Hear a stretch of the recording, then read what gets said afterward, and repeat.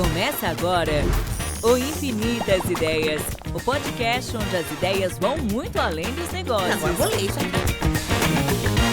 Oi, gente! Que ótimo ter vocês aqui de novo a mais um episódio de Infinitas Ideias.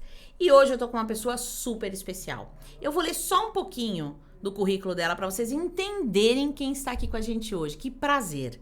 Ela tem mais de 30 anos de experiência em grandes empresas, como Unilever, Johnson & Johnson, Flora, Santer e Kimberly-Clark.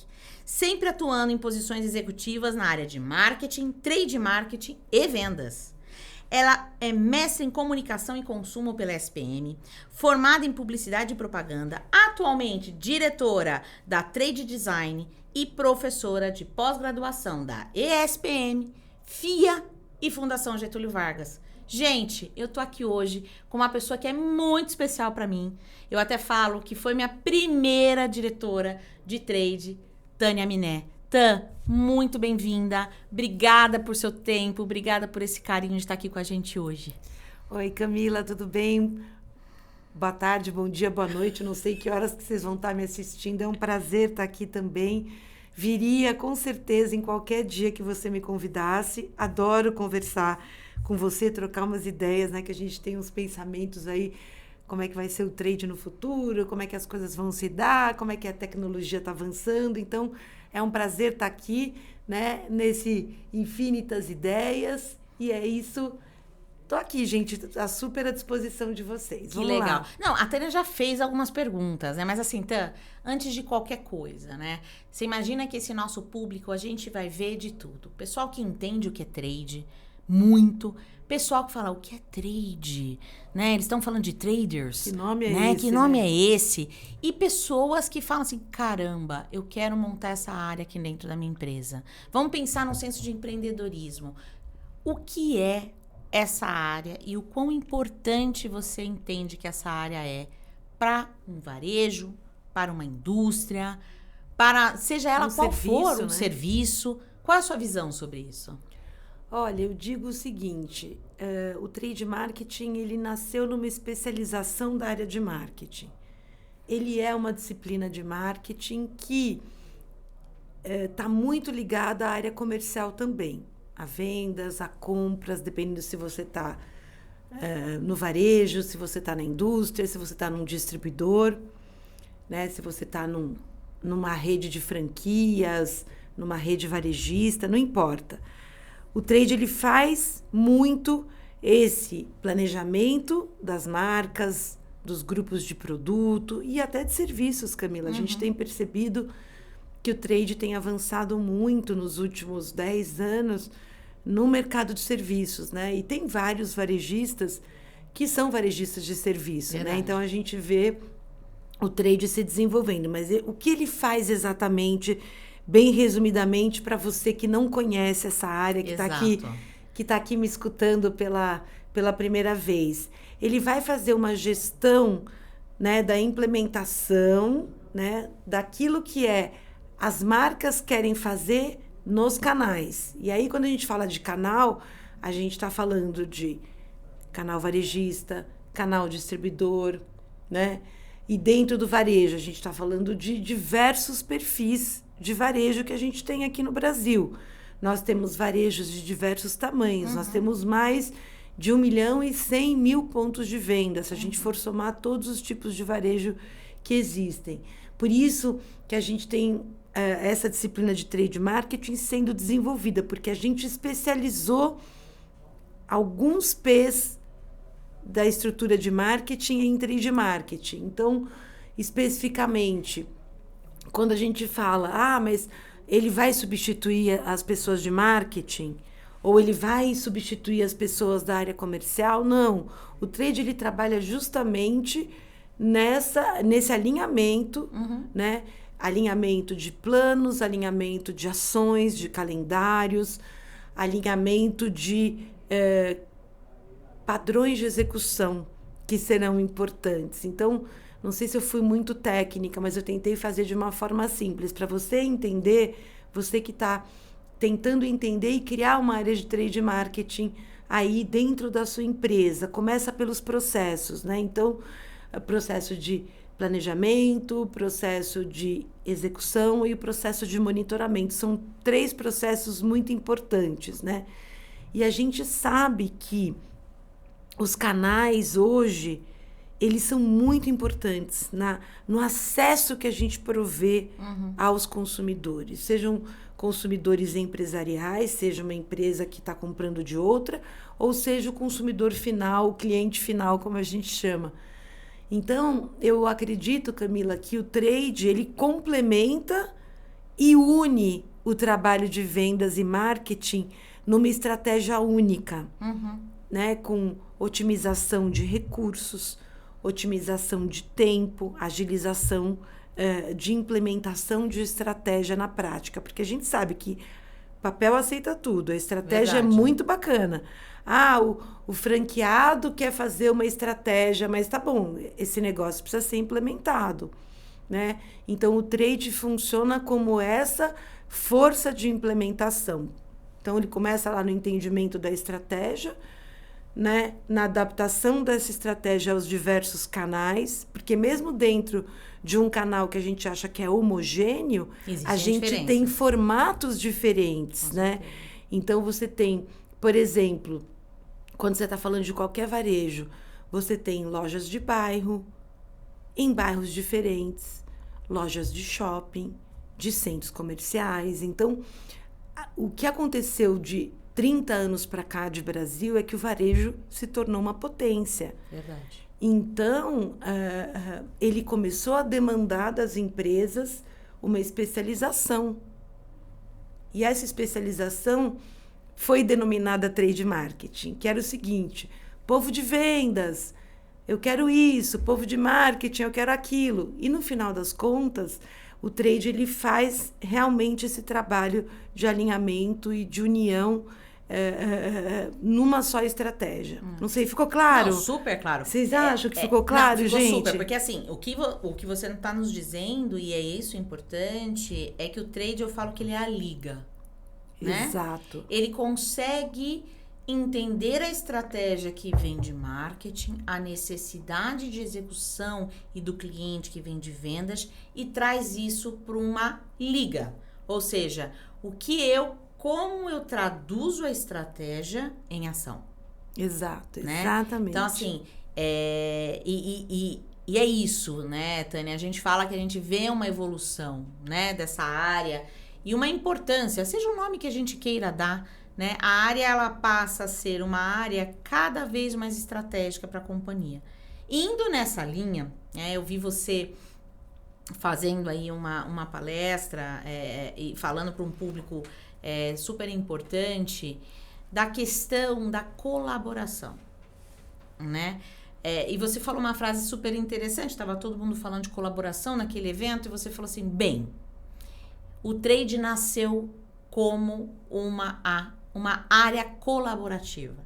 Como você vê, não só em trade, a palavra colaboração vem sendo usada muito, né? A gente sai aí de grandes fóruns e sempre o ponto, a gente teve aí um podcast também esses dias, e a colaboração vem sempre. Mesmo que a pergunta não surja, a palavra colaboração entre varejo e indústria, entre áreas, é algo que vem muito latente.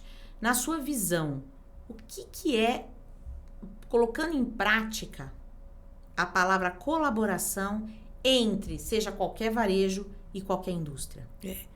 Olha, Camila, essa é uma discussão super pertinente, sabe? A gente sabe que tem mensuração, né, de um instituto grande, global, de pesquisas, denominado Advantage Group, que faz essa mensuração do grau de colaboração que indústrias e varejistas e distribuidores também têm aqui no Brasil. E eles, não só no Brasil, como no mundo. E eles mensuram esse grau de colaboração em números, em resultado. Então, o que eu queria deixar claro para vocês, não é uma palavra desgastada. Perfeito. Porque quando eu era menina, comecei a trabalhar, muitos de vocês talvez estivessem, eu brinco, no estacionamento de bebês, nem estavam trabalhando ainda, mas eu já estava trabalhando. A gente falava muito de parceria. E essa palavra se desgastou e agora surgiu a colaboração. Mas não é uma palavra só, gente. Colaboração significa uma relação que se estabelece em cima de confiança mútua entre duas empresas. Se a gente estiver falando de colaboração entre duas empresas, depois a gente fala entre áreas, né, entre departamentos e tal. Então, a colaboração, ela precisa ser baseada num ponto de confiança entre as duas empresas. Ou seja, eu vou fazer negócio com essa empresa porque eu confio nessa empresa. E ela vai fazer comigo porque ela confia na minha empresa. Então, o que é importante nesse aspecto? Abertura. Abertura para trocar, para falar de estratégias mútuas, para trocar informações de negócios das empresas, que supostamente, na visão de alguns profissionais, é uma informação sigilosa, confidencial, que eu não posso falar, eu não posso dizer para esta indústria que ela é a minha principal fornecedora. Porque eu perco força. Gente, a força, ela está nos números que são transparentes, na grande maioria estão nos rankings, que é o seu tamanho da receita, a sua representatividade ou regional ou nacional, né? A forma como você faz negócio, seja você uma indústria, seja você um varejista, você pode ser uma indústria importante num segmento, como é a Fini, ou você pode ser um varejista importantíssimo aqui no interior de São Paulo, né? Então, não importa. O que eu acredito muito é em sentar junto e falar, tá bom, quais são ou qual é a nossa principal oportunidade, né? Então, se a gente está falando, vamos dar um exemplo, né? Quando a gente fala da nossa categoria, né? Balas e tal. É uma categoria super democrática, é uma categoria que é para todas as idades, é consumida em várias ocasiões de consumo, em vários momentos da sua vida, né? Seja uma criança que se entope de doce, né? Que a gente quase morria com os nossos filhos, seja um adulto que quer receber alguém na sua casa e quer servir uma balinha, não importa, né? O que é importante é que a gente fale o seguinte: a Fini, ela tem um foco no cliente e, por ela ter um foco no cliente, ela está muito aberta a estabelecer relações de parceria de confiança e de colaboração, sobretudo com os seus parceiros, né? Então, eu vejo esse grau de abertura. Então, um exemplo simples, a Fini, que é líder do segmento de balas e tal, ela quer negociar planos mais estruturados e colaborativos com seus clientes, porque ambas podem desenvolver negócios juntas. É o ganha-ganha, gente. Então, essa história de que eu vou proteger o meu negócio, eu não vou falar com a Fini, e tanto a Fini, eu não vou falar porque ele vai me entregar para o meu primeiro, né, para o meu concorrente naquela região. Eu acho que essas coisas têm que ter um respeito mútuo, uma confiança mútua de que negócio na mesa é negócio na mesa, e que confiança e respeito, né? E, sobretudo, respeitar o sigilo profissional de duas empresas, né? Quando a gente fala entre áreas, eu fico até um pouco irritada, Camila. Nós estamos no ano 2024. A gente fala de jornada do cliente, o cliente no centro. Jesus ama o cliente, né? A gente brinca, aquelas nossas brincadeiras do passado. O cliente é maravilhoso e tal. E na hora da gente sentar junto, quando a gente tem lá uma área comercial, marketing, compras, vendas, trade, finanças e tal, a gente trabalha em silos. Não faz nenhum sentido se a jornada lá fora, se o cliente percorre canais, pontos físicos, digitais. Uma hora esse ponto é, entre aspas, responsabilidade de marketing. Outra hora esse ponto é um ponto de venda, é responsabilidade da Camila. Quer dizer, não faz nenhum sentido a gente não trocar. Total. E uma empresa que tem essa visão de colaboração, ela vai abrir mão e vai falar, não, realmente, eu estou precisando disso agora. Eu estou precisando investir no ponto de venda, ou eu estou precisando investir em planejamento, ou estou precisando investir em redes sociais, ou investir no e-commerce, né, que explodiu aí como uma oportunidade para muitos segmentos durante a pandemia e que veio para ficar, né? As pessoas aprenderam de A a Z, aprenderam a comprar. Então, eu vejo a colaboração como uma necessidade de sobrevivência das empresas, tanto entre empresas quanto dentro da empresa. Em que momento nós vamos acordar e falar, pô, não faz sentido essa separação? Faz sentido?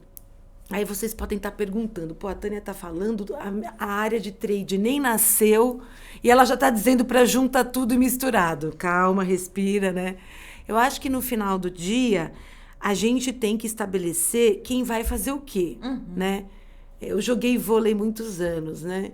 E eu era levantadora. Então, eu sempre tive esse papel de colaboração, como uma pessoa, naturalmente, na minha vida, né? Porque o levantador, ele tem que ser a base do time, né? No vôlei. Então, quando você trabalha com essa mentalidade, fica muito mais fácil, né?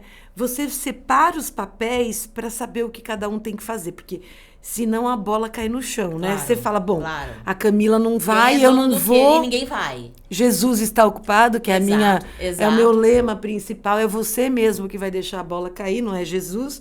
Então você tem que pensar que é bom estabelecer quem faz o quê, mas não quer dizer que quem faz o quê signifique. Aqui ninguém tasca, né? Verdade. Ninguém põe a mão. Então, acho que tem uma mentalidade de mas o trade precisa abrir espaço, precisa ganhar confiança, sim, mas não precisa ser.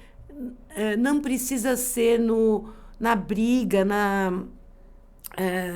brigas são boas, discussões são boas, mas se perde muita energia interna nesse nheco-nheco, né? Que a Tatiana Tomás sempre fala, nheco-nheco, vai, não vai, vai. Não faz sentido essa conversa, entendeu? Então, colaboração, para mim, é um tema de sobrevivência. Eu concordo com você. E outra, né, Tânia? Como trazer a colaboração para um externo se não existe internamente, né? Então, parte por aí. Né? Você tem que trazer uma coesão, né? E assim, esse é um ponto muito importante, né? A gente estava discutindo um outro fórum também. O objetivo é tirar do papel e realmente fazer. Toda vez, há muitos anos, a gente coloca o consumidor no centro. Mas a questão é, dentro da estratégia, mas como exteriorizar isso em ação, né? Então, assim, dentro de umas perguntas, eu falo assim, dentro das dúvidas, e mesmo do próprio time, né? Quando você tem um excesso de atividades, a pergunta é, qual dessas atividades vai impactar mais e mais rápido o meu consumidor? É essa que eu tenho que priorizar. Então, essa é a verdade. Quem ganha o jogo, e a gente estava tendo essa conversa até com um outro convidado nosso, quem está ganhando o jogo, seja o varejo, seja a indústria, seja quem for, quem entende e está aberto a entender o seu consumidor. Exato. E fazer por ele. Porque hoje o jogo, né, a gente até falou um pouco das próprias... Por que o varejo também teve que se ir reinventando sobre uma visão de geração, né? A gente brincou até de fidelidade, não é a palavra da vez, porque... E é verdade, fidelidade já foi. O que existe é preferência. Exato. Né? Porque nós, na nossa geração, a gente era fiel, né? Eu brinquei assim, a gente vai ali, naquele posto de gasolina, Hoje, a geração, que é a geração compradora, que tem, né, a população, ela tá querendo uma facilidade, ela tá querendo uma conveniência, né? Ela tá querendo agilidade, ela quer otimizar o tempo dela. E como indústria e varejo trabalham sobre isso. E muitas vezes aí entra a colaboração, porque a indústria tem um determinado conhecimento, o varejo tem outro. Se a gente não se junta e não soma, fica um falando uma coisa, o outro outra, e o trade fica ali naquele meio termo, não conseguindo ganhar a relevância que deveria junto a todas as áreas também, né? Então, acho que esse é um ponto. Taninha, agora sim, perguntando mais para você, né? Você falou assim, o que é o trade do futuro, né? qual o papel? A gente vê tantas tecnologias, né? Se fala muito. A gente estava até rindo aqui há pouco que o resumo do trade não pode ser um retail media ou coisas assim, mas assim... E eu não vou repetir a sua fala, porque eu quero ouvir você falando, mas assim, para você, né, a gente falou do trade inicial, né, do papel desse trade, para quem quer realmente começar esse trade, e eu falo, né, o trade ele vem em etapas, né, Tan? A gente não começa ele como um trade estratégico, a gente começa como uma pessoa que traz aí essa liga, esse desenho de processos, esses entendimentos. Eu falo que o trade, ele nasce como um questionador nato, né? A pessoa nasceu questionadora, ela dá pro trade. Né? É um requerimento no recrutamento e seleção. Você gosta de fazer perguntas? Vá pro trade, né? Mas assim, qual a sua visão do trade de hoje, né? Em nível de maturidade que você imagina, e qual é a sua visão do trade do futuro? Olha, Camila, eu acho assim, hoje nós estamos no meio de um processo de aceleração digital das empresas, ou a tal da transformação digital. Perfeito. E isso nos atinge frontalmente se a gente não se preparou em ter processos claros, né? E eu sempre falo que um bom profissional de trade é aquele que deixa um legado para a empresa.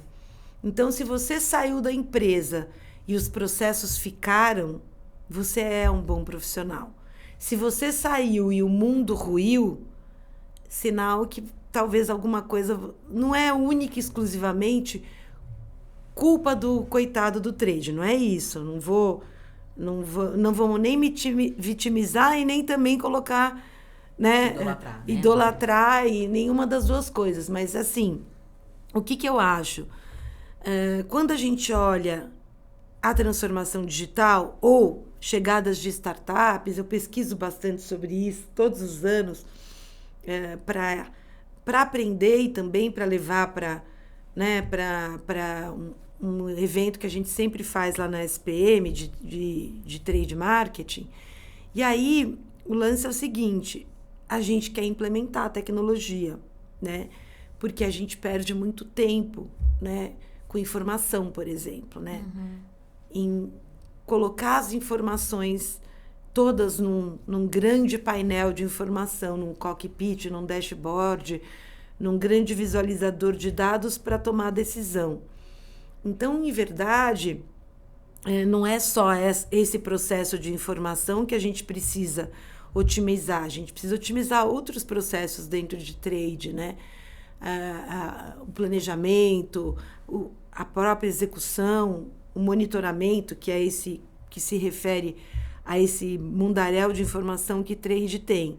Então, eu vejo o trade hoje lutando para otimizar mais o seu tempo, pensando em tirar tarefas que são repetitivas e tentar substituir essas tarefas repetitivas por tecnologia. Que essas tarefas repetitivas podem ser ineficientes, levam tempo, não têm agilidade. Para um consumidor que está lá na ponta esperando em segundos você dar uma resposta para ele. Né?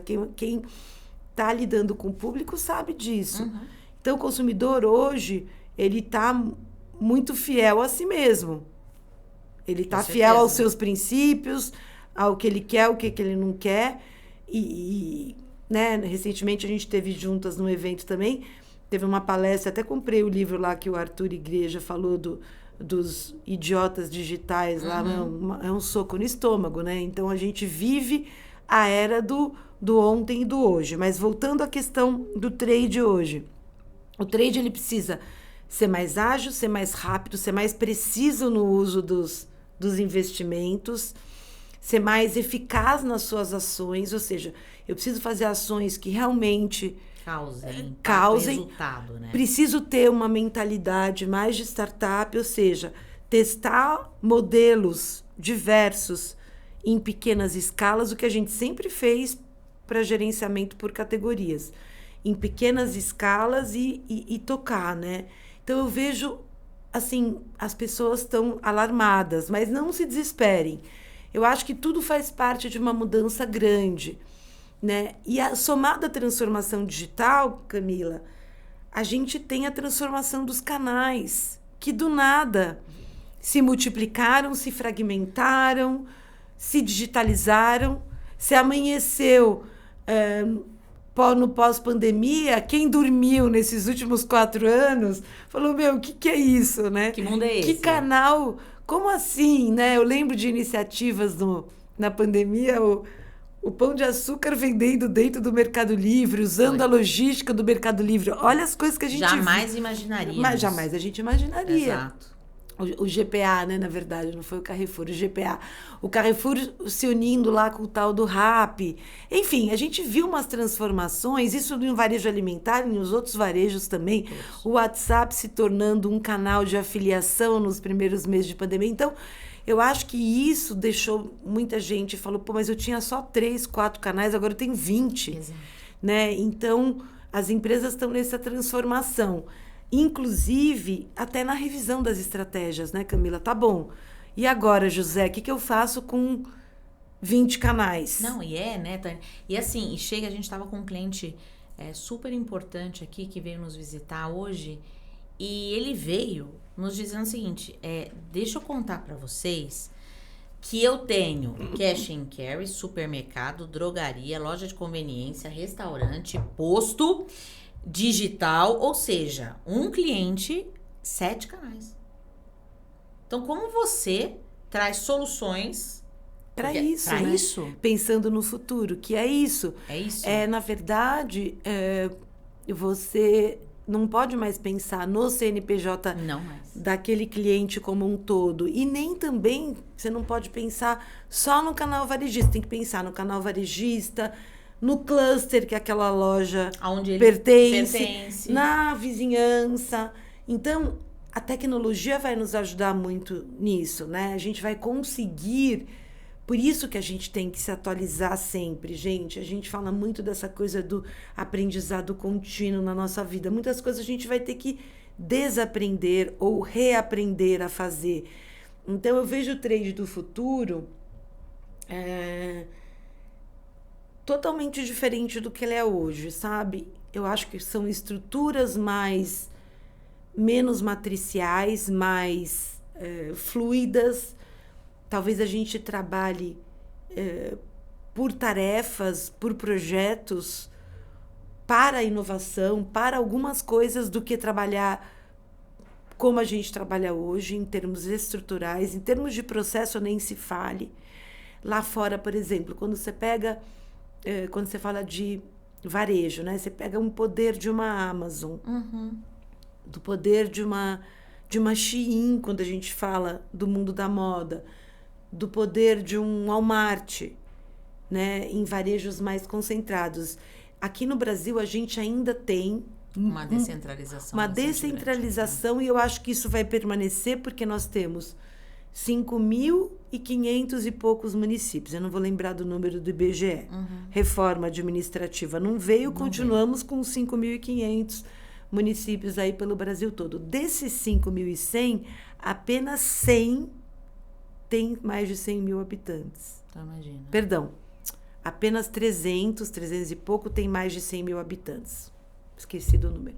Isso significa que a gente vai continuar tendo formatos de varejo dos mais variados possíveis, formais e informais. A gente nem está colocando na conta. Eu brinco, né, que o Brasil não é o Shopping Iguatemi. Meus alunos do Shopping Iguatemi pediram para eu mudar o meu logo. O Brasil não é a Faria Lima. E é isso, gente. Esse é o nosso país. Então, no futuro, eu acho que nós vamos ter caras muito grandes. Talvez a Amazon aqui já está se tornando um bicho grande, Mercado Livre.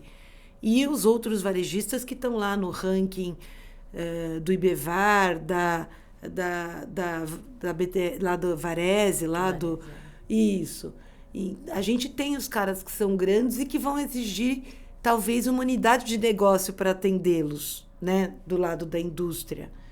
Mas eu acredito em modelos mais de time mesmo, multifuncionais, que é uma palavra meio antiga, né? Então chama-se hoje de squad, que é mais chique. tá certo. Mas é a mesma coisa que há muito tempo atrás, só que mais americanizado. mais talvez. americanizado. Então esses times ainda existem nas empresas, mas eles vão trabalhar de maneira mais contínua.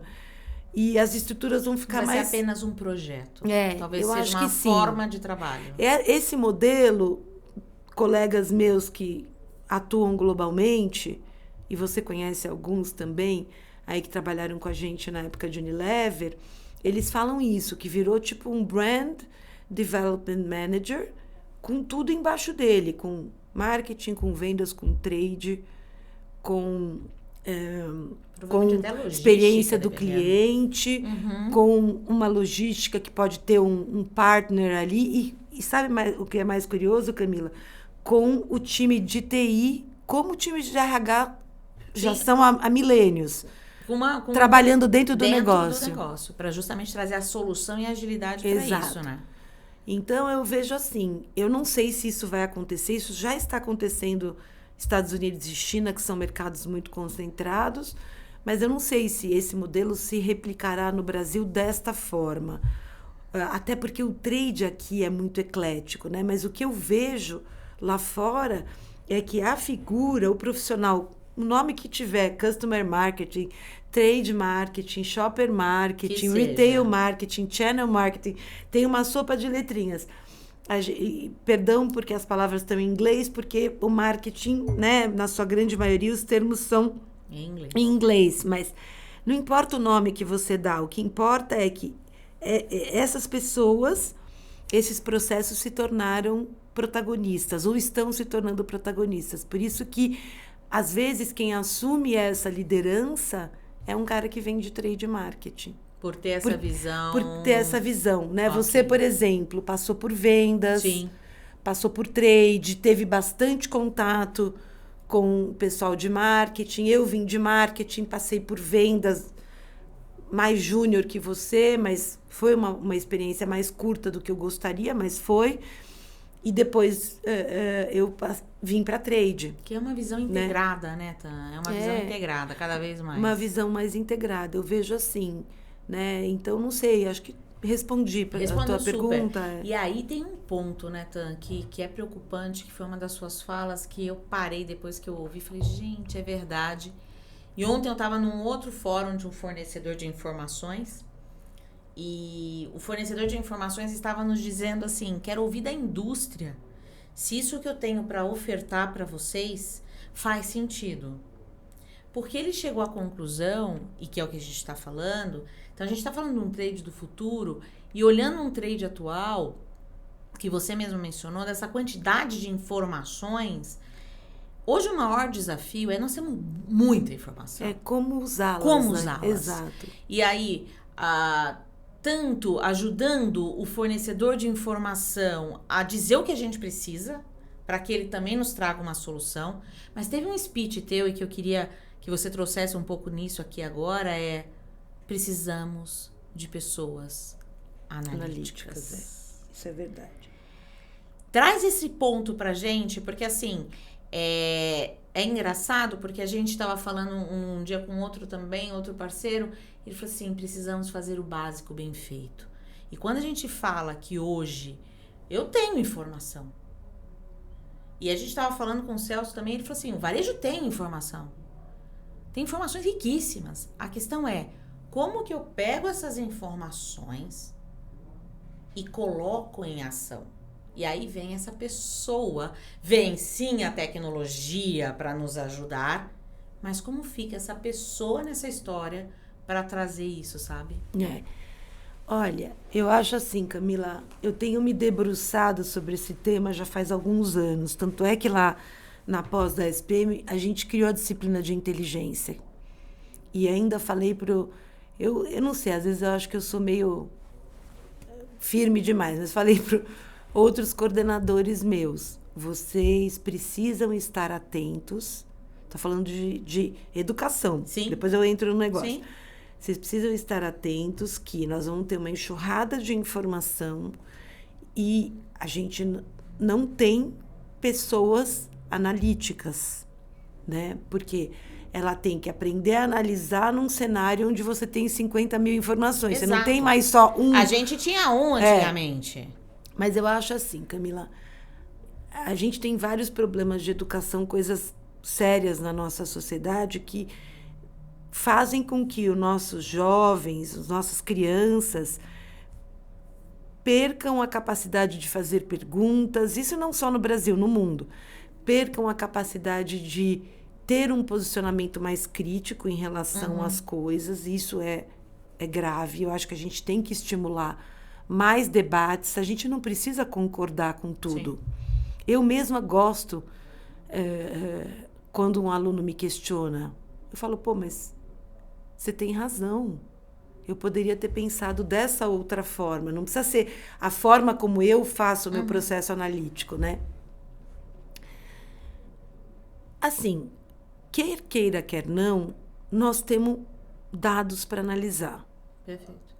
Esses dados vêm sujos, esses dados são de períodos diferentes, são de fontes diferentes, têm características diferentes. Uma hora você está falando de uma pesquisa, outra hora você está dentro de uma planilha, você virou quase um número ali dentro, outra hora você está assistindo a apresentação de uma empresa de informações e tudo mais. A gente pensa que vai apertar um botão, que é um botão mágico chamado IA, ou um robô, ou vem o Deus da análise. Apertou, sai a análise. Com a solução. Sai a análise. Ah, dá para você também, pergunta lá para o ChatGPT, qual é o plano de ação que você me recomenda? Ou seja, talvez lá no futuro as máquinas vão fazer isso. Elas vão fazer a análise para a gente e vão entregar planos de ação. Só que a gente tem que programar as coisas. Exato. Tem que dizer para eles como fazer essas análises. Tudo bem, a inteligência artificial dá um salto significativo analítico do ponto de vista de quantidade de informação, de correlação entre mais informação, mas se eu não tiver o senso crítico, de nada me adianta. Ele pode cuspir um algoritmo para mim, eu falo, isso aqui não está certo. Perfeito. Não é um facilitador, não é um... É um meio a tecnologia, perfeito. É um facilitador, perfeito. Ele é o seu assistente, é igual o ChatGPT. A gente já vê muita gente com a preguiça mental. E isso é um pouco da educação das pessoas. Tem que perder mais tempo com análise. Gente, quer o mundo ame ou odeie matemática, a gente precisa de conceitos matemáticos. A gente precisa de conceitos que são baseados na matemática, mas também são baseados num raciocínio até lógico, ou até num raciocínio filosófico que a gente for pensar. Eu sei que no ensino médio, algumas escolas da rede pública e particular colocam a disciplina de filosofia. Mas a gente está nessa era de que a gente precisa estruturar. Eu acho o raciocínio filosófico, para mim, o mais difícil. Eu fui fazer mestrado, gente, eu apanhei tanto. Eu falei, eu quero uma planilha agora. Eu preciso de uma planilha. Eu não quero esse raciocínio. Nossa, eu tinha um professor que era sensacional de métodos científicos, né? Que é a base também do mestrado. Eu fiz o mestrado acadêmico. Então, aí ele falava, puxa, Tânia, porque tudo eu transformo em número na minha cabeça, na minha experiência. Eu ia ajudar as coisas lá no mestrado, eu fazia planilhas. Nossa, Tânia, é bem mais rápido mesmo. Eu falei, agora me dá um texto filosófico, eu quase morri, né? Mas é isso, é a gente desafiar o nosso pensamento, né?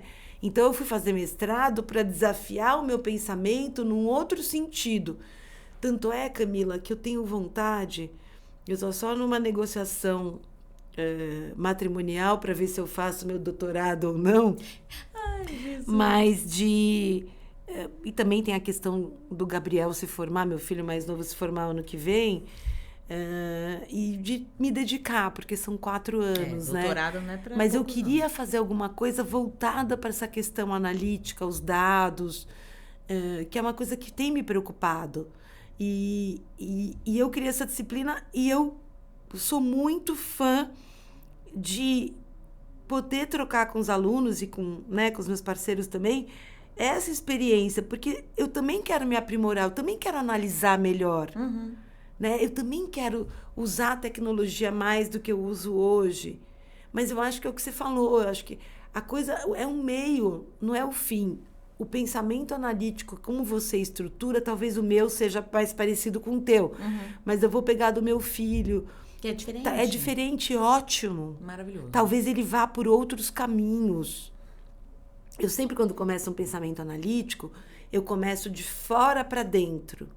Analisando o cenário econômico, analisando o mercado, analisando o consumidor. Depois que eu entro nos dados de transação de uma empresa, eu sempre faço de fora para dentro. É o meu pensamento. Eu fui treinada dessa forma. Ainda funciona nos dias de hoje. Mas também, se não funcionar daqui a 2 anos, a gente aprende e faz de outra forma. Exato. Então, eu acho que vocês têm que pensar o seguinte. Desenvolvam. Contratem pessoas analíticas. Vai custar mais caro? Vai. Eu preciso contratar um estatístico. Contrata. Ou então contrata um serviço de um estatístico para te ajudar a fazer alguns modelos. A estatística já ajuda tanto, né, Camila? A gente usou na vida. Aí depois, mas eu quero cruzar não sei quantas mil variáveis, a estatística já não me... Um modelo de multivariáveis. Aí você evolui, aí chama um cientista de dados, você vai para uma programação, você vai fazer uma outra coisa, né? Então, eu vejo assim, a IA vai ajudar muito a gente, as generativas, a fazer análise. Mas e se a análise não estiver correta? Exato. Se aquilo que alimentou também não tem... Você concorda? Concordo 100%. Eu não vou ter senso crítico para dizer isso não faz sentido. Se o consumidor se comporta dessa forma, por que essa informação veio dessa maneira, né? Exato. Então, a gente tem que tomar um pouco de cuidado. Eu acho assim, eu me meto numas coisas absurdas, assim, né? Só para concluir o ponto, que eu falo demais, você tem que me cortar. Não, imagina, eu não corto. Mas assim, gente... Tem uma pessoa ali que sempre fala pra gente quando tá acabando, tá? Então, você fica tranquila. Fala que você dá o... que eu dou o tom, eles não sabem que é isso, mas vocês podem me ejetar aqui da sala. Mas assim, gente, eu já fiz umas coisas meio doidas. Fui outro dia fazer um curso, o Jorge que me indicou, de IA na Poli. Meu Deus. Só tinha engenheirada, mas era para leigos. Entendi. Era para leigos. Tá ótimo. Eu entendi boa parte do treinamento, algumas partes eu não entendi. Era um curso de um dia inteiro, foi bem legal. Aprendi um monte. E fui outro dia na Casa do Saber, num bate-papo sobre computação quântica. Meu Deus. Aí eu falei, gente, o que é isso? Não façam isso faz mal pra saúde. Não façam isso. Mas assim, Camila, eu e os físicos, foi tão engraçado, porque acho que eu estava assim, eles estavam assim, no estágio de inteligência muito acima do meu, e eu com as minhas perguntas de ensino fundamental. Por favor, qual é o botão que aperta? Foi muito engraçado. Era uma discussão sobre como é que seria a computação quântica no futuro. Eu dei uma exagerada. E depois, outro dia, eu fui também no negócio de ciência de dados. Eu acho que era a única pessoa de marketing ali, eu e mais 2. Que era um negócio para entender a mudança do Google. Era um dia inteiro, num sábado. Meu marido falou, o que você está fazendo num sábado, um curso? Eu acho que o doutorado vai ser legal, tá? Eu acho que o doutorado vai ser mais tranquilo que esse curso. Aí entrei lá para ver como é que era a coisa do... E eles estavam falando de dados. Eu aprendi um monte. Talvez algumas partes eu descartei. Que eu falei, você falou, isso aqui não dá. Não ainda vou não usar, cheguei. Tá longe do Isso. meu... Aí eu sentava no almoço. O que você faz? Sou professora de marketing. A pessoa ficava olhando para mim. Tipo, o que ela tá fazendo aqui? Num sábado, né? Porque era um sábado, evento pago, né? Aí já começa, gente. Ela acha que eu não tenho o que fazer, né? A pessoa já é uma senhora da terceira idade quase, mas é isso. Mas o ponto que você tá trazendo é um ponto importante, né? Porque assim... A palavra é repertório, né? Exato. Porque, assim, se a gente só fica no nosso universo, né? Eu tava falando um pouco que eu acho que nunca se falou tanto em tendência como se fala hoje em dia. Antigamente se falava em tendência, mas a gente achava aquilo como um ideal, uma ideologia. Que ia acontecer daqui a não sei quantos mil anos, né? A tendência que é falada hoje, ela vai acontecer. Ou já está acontecendo. Ou amanhã. Exato. Né? E se você não entra nessa onda, se você não busca esse repertório, Você passa a ser aquele, tá, um dia vai acontecer, já aconteceu, você tá lá no meio dela e você não se adaptou, né? Então, eu acho que o que você está trazendo aí é uma questão muito importante de repertório mesmo, que eu acho muito legal. Tan, queria perguntar uma coisa pessoal para você agora. Pode perguntar. Que pode ser pessoal ou profissional. Pode ser. Eu falo que eu plagiei, porque quem conduzia essas entrevistas é o nosso diretor de franquias, que é o Patrick. Ele tá de férias. Se ele nos vê, beijo, Patrick. Patrick, aproveite as férias. Aproveite as férias. Mas ele traz uma pergunta que eu não faço tão bem quanto ele, mas eu vou fazê-la. Você imagina, Taninha, que você tenha hoje, que eu tenho o poder de te dar uma máquina do tempo. Ok? Você pode ir para o passado, você pode se manter agora, você pode ir para o futuro, você pode ir para onde você quiser com essa máquina do tempo. O que você reviveria ou que você gostaria de viver como Tânia? Nossa, que pergunta legal. Eu adoro o Patrick, gente. Nossa, que pergunta eu demais. Eu adoro o Patrick. Vamos lá. Nossa, super pergunta, né? Olha, eu acho assim, a vida é feita de escolhas. A Fátima Merlin fala bastante sobre isso. Uma amiga em comum, também alguns de vocês do varejo podem já ter ouvido falar dela. E eu sempre fui muito consciente das minhas escolhas, sabe? Sempre muito em paz com as minhas escolhas. É claro, nem toda a vida a gente teve bem em tudo que a gente faz, pessoal e profissionalmente, né? Mas eu me considero uma pessoa de sorte, então eu não tenho arrependimentos de ter escolhido A ou B na minha vida, sabe? Algumas pessoas me perguntam, mas você não chegou a um cargo de presidência de empresa ou vice-presidência, somente a um cargo de diretoria, né? Alguns amigos que são mais seniors que eu chegaram mais longe que eu, vamos dizer assim, do ponto de vista profissional. De empresa. De empresa.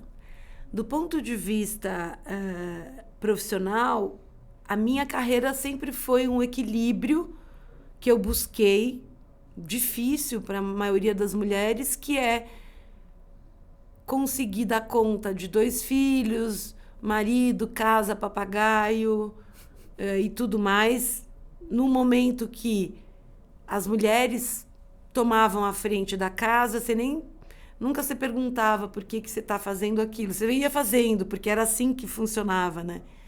Então, eu não me arrependo de nada. Eu passei pelas empresas que eu amei trabalhar. Uma empresa talvez não combinou tanto comigo, mas eu entrei e saí muito rápido. Então, talvez um arrependimento, mas eu, como sou uma pessoa otimista por natureza, eu tiro lição de tudo que eu faço de certo e de errado. E as lições erradas são as que mais ensinam a gente, né? Por isso que é bom errar. Porque senão você não aprende, né? O ser humano precisa errar para aprender e para fazer melhor. Eu acredito muito nisso. Eu acho que eu percorri o meu caminho, né? Eu estudei o que eu quis. Mas eu descobri que eu estava fazendo publicidade e propaganda, não era bem o que eu queria fazer.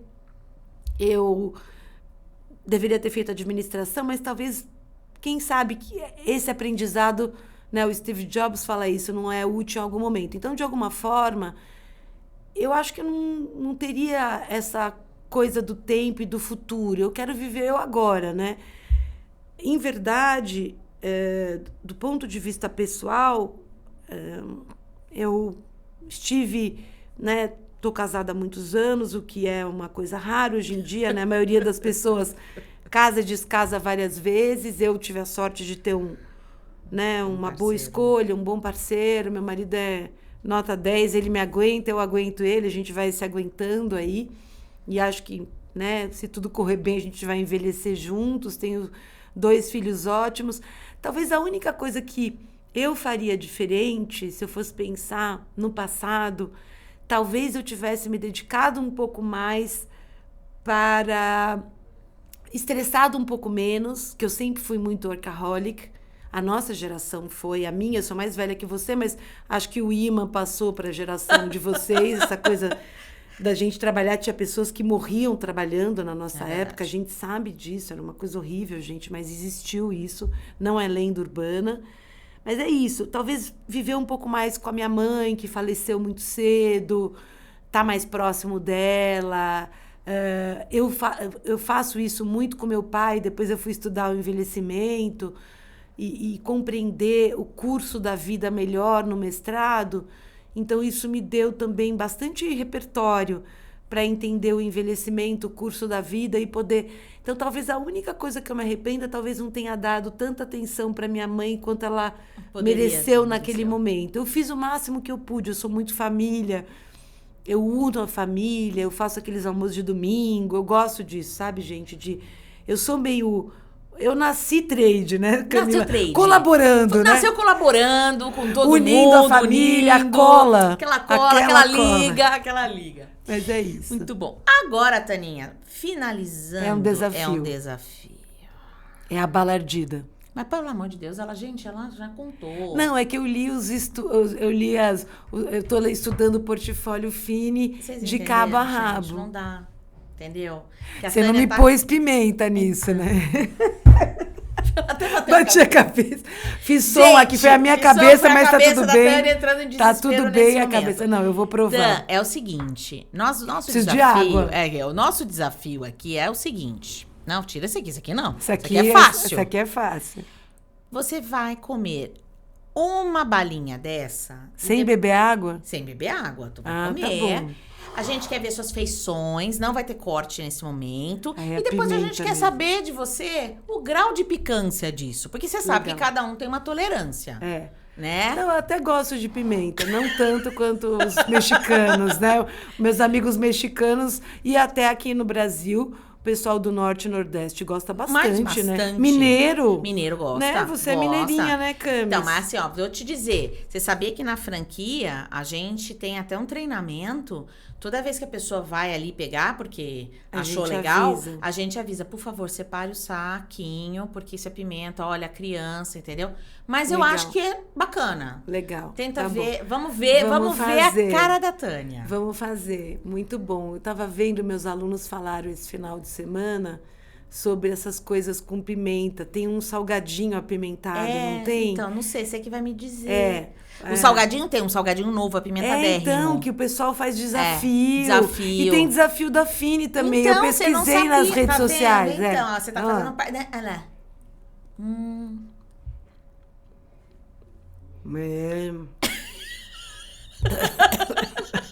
É caprichado, tá? Ela tá afogando, gente. Ó, faz o seguinte, tem uma coisa que a gente fala que quebra rapidamente. Você pode pegar um docinho. Um marshmallow. Pode qualquer um. Que quebra justamente essa sua ardência aí pra você não passar mal. Melhorou? Sacanagem você tirar minha água, né? Então, você acabou com a tua água, né? Eu bebo muita água, porque eu falo demais. Passou? Não, dá pra aguentar, não é tão forte. De 0 a 10 nessa picância? 7, né? É uma nota boa, vai. Ultimamente os meninos estão tirando pra passar. Mas dá pra comer, gente. Dá pra comer? É lançamento? Ela é da Espanha, essa. A gente só comercializa nos nossos quiosques.